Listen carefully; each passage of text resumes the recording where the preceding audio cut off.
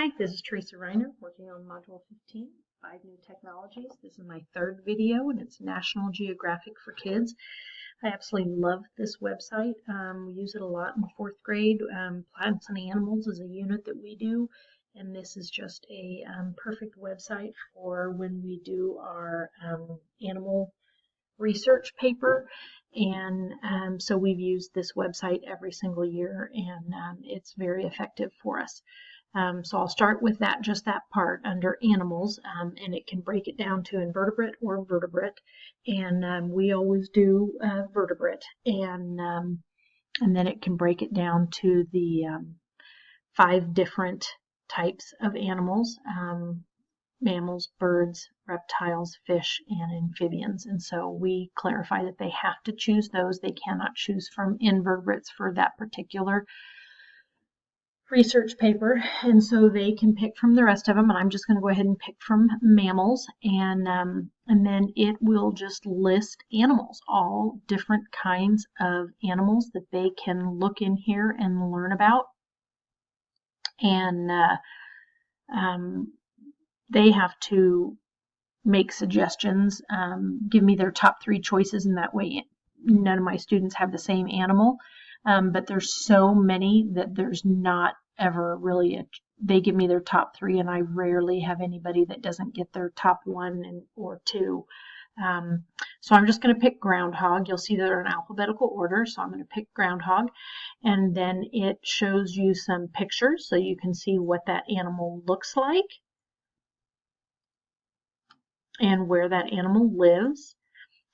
So there's an example, and then it just starts giving you information about this animal, and then we have specific facts that they need to look for and search for, but they can find all of that on this website, and so there it shows where the animal lives, and just lots and lots of information about the animals. This one's kind of fun because it also has some videos.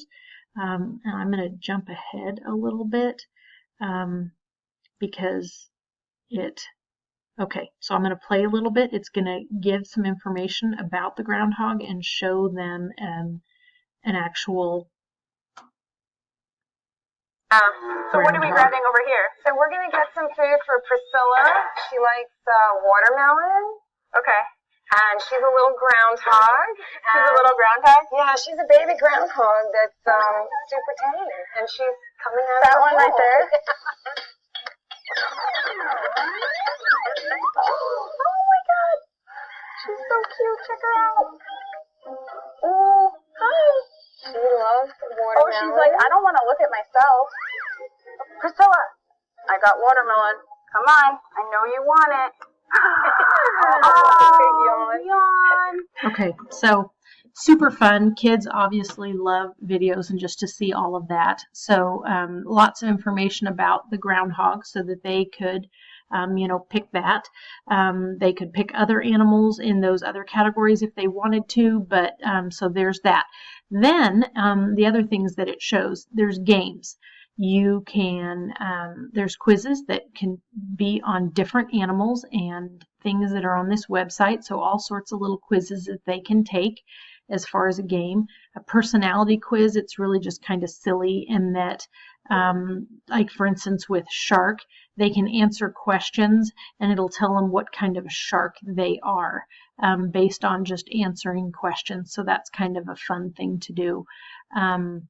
Action games are actual games that they can play about various animals and things like that.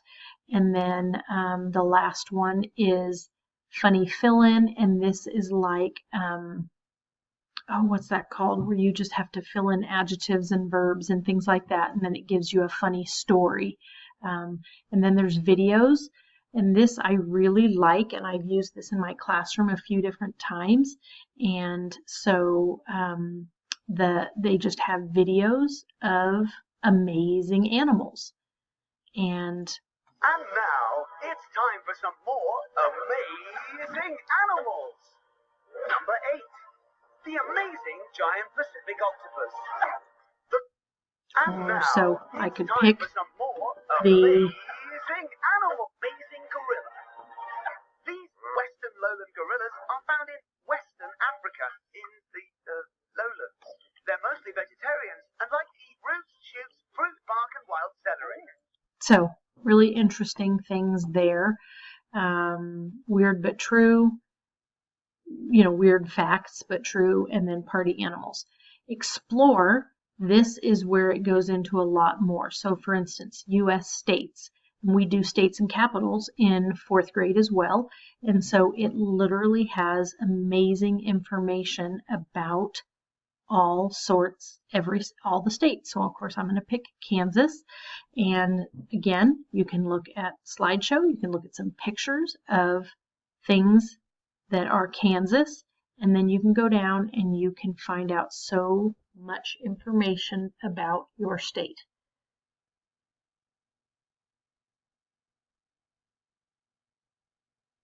And again, we do regions, and then they have to study states, and they have to do research on them, and so this just is a perfect website that they can find all of that information in.